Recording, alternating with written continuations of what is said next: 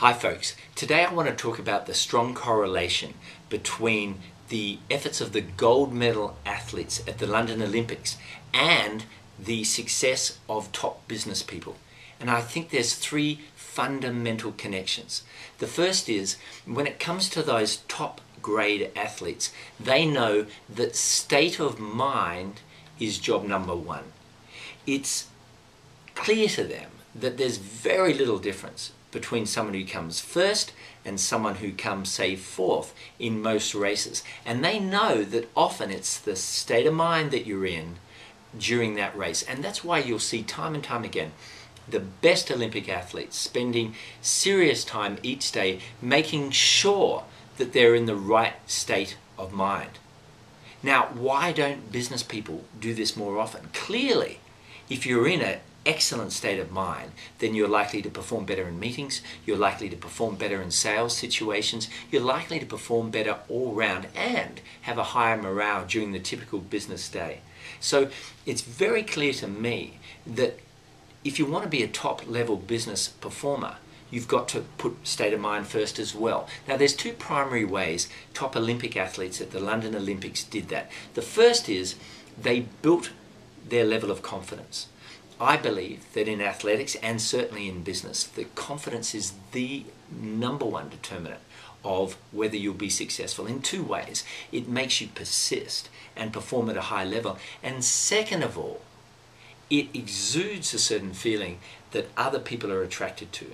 So you do well in your corporation and you do well in a sales setting because people want to be around people that exude a positive, confident energy. The second area that Olympic athletes excel at is mental rehearsal.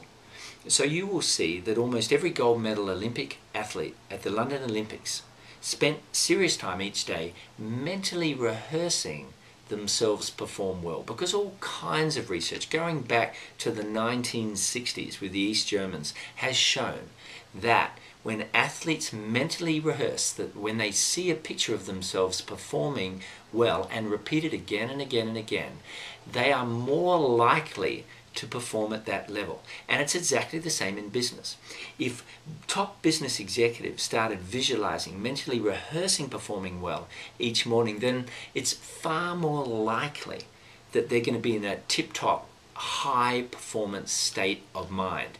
And their results are likely to be better. So confidence and mental rehearsal are the essence, I believe, of making sure that your state of mind is in a strong position. And I think it's why, both for athletes and for business performers, state of mind is job number one.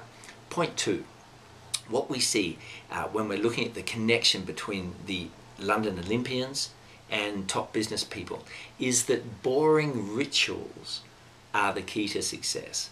So what do I mean by that? Well, there is no more glamorous moment, I think, than when an athlete wins an Olympic gold medal.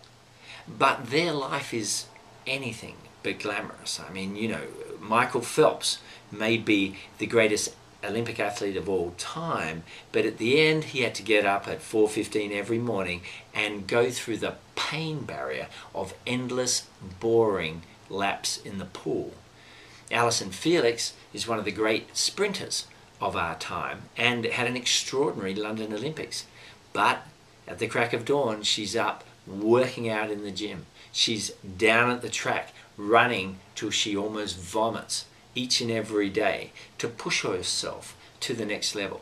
Is it boring? Yes. Is it tedious? Yes. Is it exhausting? You bet.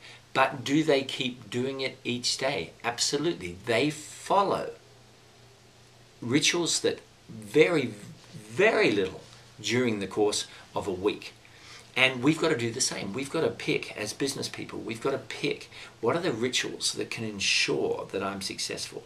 My time management rituals, my presentation practice rituals, my marketing rituals, my cold calling rituals, etc., etc., etc. It's these boring rituals, just like for Olympic athletes, that make top business people top.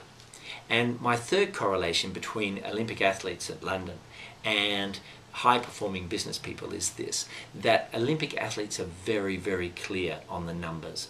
They don't just get up in the morning and start running as fast as they can.